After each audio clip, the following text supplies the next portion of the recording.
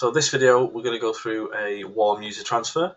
So I'm on a call with a contact now, and I want to be able to transfer this to somebody. So I'm going to go into the transfers, and I'm going to select user transfer.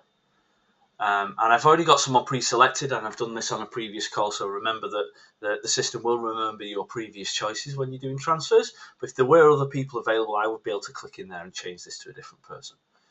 So now we've got the option of warm or cold. So I'm going to do a warm transfer. I've already got an outcome selected, but obviously, again, I can change those if I need to. And then I'm going to hit confirm transfer. What this is going to do is this is going to give me a message to say warm transfer queued in the top right there.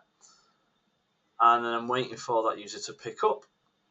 And as you can see there, the user has answered. So now I can speak to the other agent, Kaylee, with the customer on hold. And what I can do here is, I can, oh, hi, Kaylee. So I can have a discussion with Kaylee. I can introduce this customer.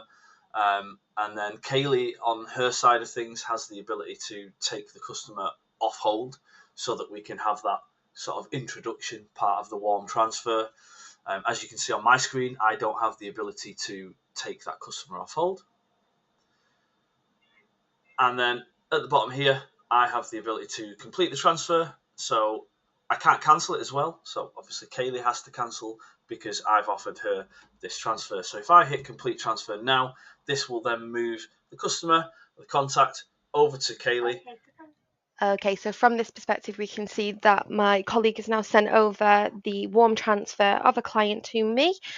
From here, I can do one of two things. I can either take the client off hold and have a discussion with both my colleague and the client at the same time, perhaps even just to confirm that the transfer has gone through successfully and my colleague is now transferring over to me. Or I do have the choice to cancel the transfer entirely and not take the client from my colleague. However, of course, you do have the third option, which is where your colleague will complete the transfer, which will happen in just a few seconds here. And I will take full control of that call from my colleague. There we go. From here, then take that client off hold and continue the conversation. Once the conversation is completed, you then go ahead with the disposition as usual, end the call, and select the corresponding disposition from the selection below.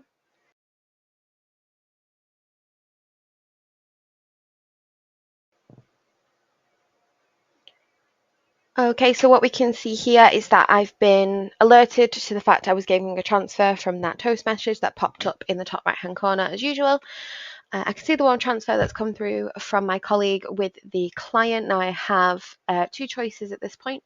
I can remove the client off hold and speak to both parties, both agent and client, or I do have the second choice, which is to cancel the transfer completely. So I'm going to go ahead and do that now.